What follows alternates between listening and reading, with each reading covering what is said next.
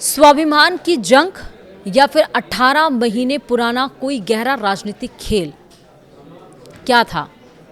क्यों अन्नामलई ने अचानक से इस्तीफा दे दिया? अचानक इस्तीफे के पीछे का पूरा सच हम आपको इस वीडियो में बताएंगे। नमस्कार, आप देख रहे हैं न्यूज़ 18 का डिजिटल प्लेटफॉर्म। मैं हूं आपके साथ श्रुति श्रीवास्तव। तमिलनाडु बीजेपी के पूर्व प्रदेश अध्यक्ष के अन्नामलई ने बीजेपी से अपना नाता तोड़ते हुए एक बेहद चौंकाने वाला खुलासा किया। अन्नामलई ने बताया कि केंद्रीय नेतृत्व के साथ उनके वैचारिक मतभेद पिछले 18 महीनों से चल रहे थे और उन्होंने 4 दिसंबर 2025 को ही आला कमान को अपने इस्तीफे की जानकारी दे दी थी। तो अब आइए जानते हैं कि आखिर 18 महीने पहले हुआ क्या था। विस्तार से बताऊंगी मैं इस वीडियो को, तो पूरा ध्यान से देखिएगा। दरअसल तमिलनाडु की सियासत में आज यानी कि 5 जून 2026 को वो महाविस्फोट हो ही गया जिसकी चिंगारी पिछले 18 महीनों से सुलग रही थी। सूबे में बीजेपी का सबसे बड़ा चेहरा और पूर्व आईपीएस अधिकारी के अन्नामलई ने आखिरकार भगवा पार्टी को अलविदा कह ही दिया। दिल्ली दरबार से उनका इस्तीफा मंजूर होने के महज कुछ ही घंटों के भीतर अन्नामलई ने चेन्नई में एक हाई प्रोफाइल प्रेस कॉन्फ्रेंस बुलाई और अपने नए राजनीतिक सफर का बिगुल फूंक दिया। मीडिया में छपी खबर के मुताबिक अन्नामलई पिछले काफी समय से दिल्ली आलाकमान की समझौतावादी राजनीति से बेहद खफा चल रहे थे। उन्होंने मीडिया के सामने साफ कहा है कि पार्टी के फैसलों को लेकर उनके वैचारिक मतभेद काफी पुराने थे। उनका बीजेपी से मोह भंग अचानक नहीं हुआ, बल्कि इसकी पूरी कहानी 1.5 साल पहले ही लिखी जा चुकी थी। साल 2019 में जब कर्नाटक कैडर के बेहद कड़क और सिंघम कहे जाने वाले आईपीएस अधिकारी के अन्नामलई ने पुलिस सेवा से इस्तीफा दिया तो हर कोई हैरान था। इसके ठीक 1 साल बाद यानी कि 25 अगस्त 2020 को उन्होंने दिल्ली में बीजेपी का दामन थाम लिया। बीजेपी को तमिलनाडु में एक ऐसा युवा और आक्रामक चेहरे की तलाश थी जो द्रविड़ राजनीति के किलों को ढहा सके। अन्नामलई को पार्टी में आते ही बड़ी जिम्मेदारी मिलती चली गई। हालांकि 2021 के विधानसभा चुनाव में वह अराव कुरीची सीट से चुनाव हार गए, लेकिन उनके काम करने के आक्रामक तरीके ने दिल्ली के बड़े नेताओं का दिल जीत लिया था। जुलाई 2021 में आला कमान ने अन्नामलई को तमिलनाडु बीजेपी का सबसे युवा प्रदेश अध्यक्ष नियुक्त किया। इसके बाद उन्होंने राज्य में पार्टी को जमीन पर मजबूत करने के लिए दिन रात एक कर दिया। जुलाई 2023 में शुरू हुई उनकी एन मन्न एन मक्कल यानी कि मेरी भूमि मेरे लोग पदयात्रा ने राज्य की राजनीति में भारी हलचल मचा दी थी। इस यात्रा के जरिए अन्नामलई ने सीधे सत्तारूढ़ द्रमुक यानी कि डीएमके पर तीखे हमले किए।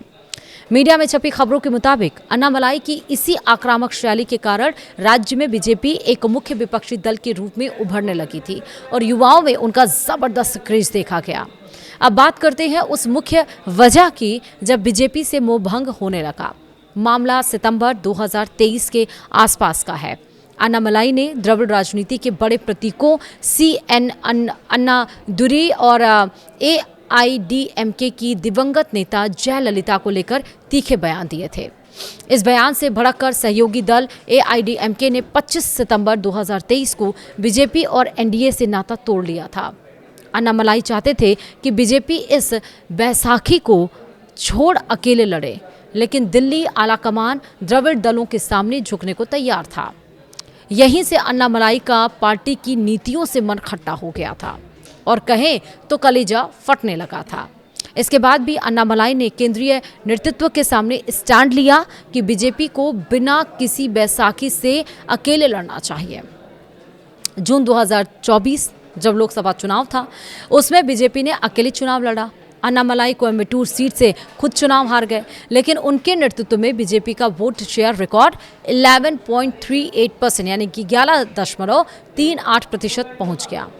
इस सफलता के बाद अन्नामलई चाहते थे कि बीजेपी तमिलनाडु में बिना किसी क्षेत्रीय दल की बैसाखी के अकेले आगे बढ़े, लेकिन दिल्ली में बैठे केंद्रीय नेतृत्व को लगा कि 2026 के विधानसभा चुनाव में द्रमुक को हराने के लिए AIDMK का साथ जरूरी है और यहीं से अन्नामलई और दिल्ली आलाकमान के बीच वैचारिक मतभेद गहरे हो गए और उन्होंने अलग राह चुनने की ठान ली थी। इसके बाद जो रही सही कसर भी थी वह 11 अप्रैल 2025 को पूरी हो गई, जब मतभेद और बढ़ गया और दिल्ली आलाकमान ने 2026 के विधानसभा चुनाव के मद्देनजर AIADMK के साथ दोबारा गठबंधन की जमीन तैयार करने के लिए अन्नामलाई को अध्यक्ष पद से हटा दिया। उनकी जगह नैनार नागेंद्रन को कमान सौंपी गई है और उसके बाद अन्नामलाई खुद को साधारण कार्यकर्ता कहने लगे। 2026 में बीजेपी ने AIADMK के साथ जूनियर पार्टनर के रूप में गठबंधन किया। अन्नामलाई को टिकट नहीं दिया गया और वह चुनावी प्रक्रिया से काफ़ी हद तक दूर रहे, लेकिन बीजेपी AIADMK गठबंधन चुनाव में पूरी तरह फेल रहा। सुपरस्टार विजय की पार्टी यानी कि TVK ने शानदार प्रदर्शन किया, जबकि बीजेपी का वोट शेयर गिरकर 3% से नीचे आ गया और सिर्फ एक सीट मिली। इससे अन्नामलाई का यह स्टैंड सही साबित हुआ कि AIADMK के साथ जाना आत्मघाती था। वहीं अब आपको बताएंगे कि बगावत, इस्तीफा और नई शुरुआत कैसे हुई। मई 2026 की बात करते हैं।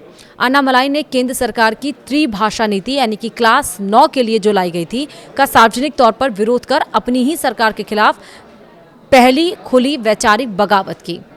उसके बाद 2 जून 2026 में अन्नामलाई दिल्ली पहुंचे। उन्होंने गृह मंत्री अमित शाह, बीजेपी अध्यक्ष नितिन नबीन और संगठन महामंत्री BL संतोष से मुलाकात की और अपना इस्तीफा सौंप दिया।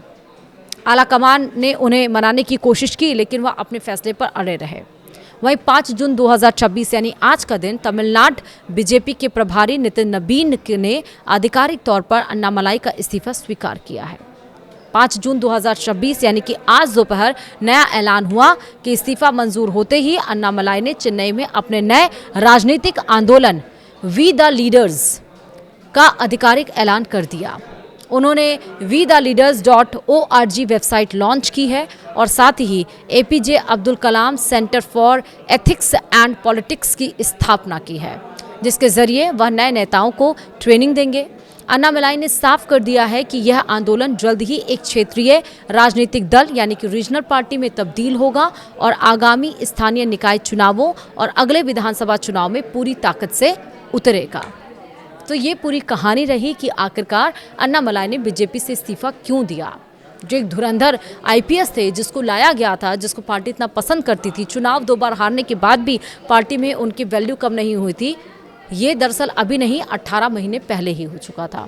अब आप बताइए इस वीडियो में कमेंट करके क्या अन्नामलाई का इस्तीफा देना सही था। वो जो पार्टी बना रहे हैं WeTheLeaders.org वेबसाइट बनाए, We The Leaders पार्टी करके बनाया है, क्या उनका ये फैसला सही है?